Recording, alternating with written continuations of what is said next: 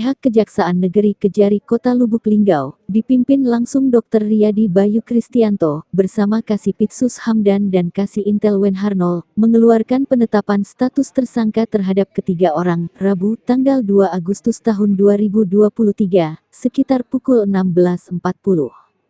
WIB yang menyebabkan kerugian negara sebesar 6,2 miliar rupiah. Assalamualaikum warahmatullahi wabarakatuh. Di sini saya selaku Kepala Kejaksaan Negeri Kota didampingi Pak Kasipitsus, Pak Kasih, dengan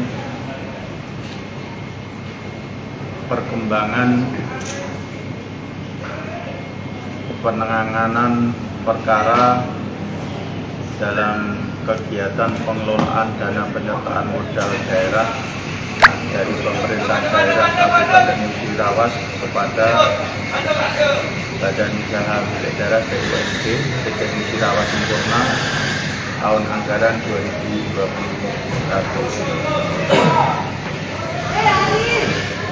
Bahwa pada hari ini, Rabu, tanggal 2 Agustus tahun 2023, telah dilakukan penetapan sebanyak 3 orang tersangka berkaitan dengan perkara dimaksud dan saya sampaikan,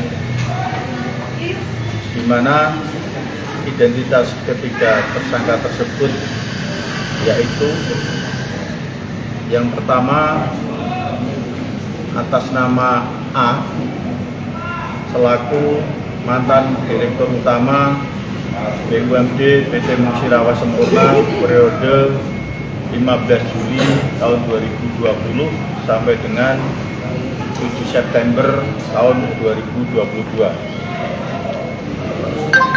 Kemudian tersangka yang kedua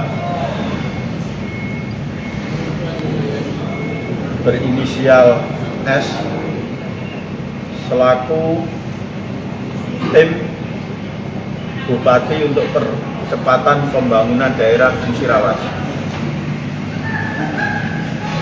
Saya ulang, penetapan tersangka yang pertama tadi atas inisial A berdasarkan surat penetapan tersangka nomor 01 garis L besar titik 6 titik 11 garis miring FD titik 1 garis miring 08 garis miring 2023 tanggal 2 Agustus 2023.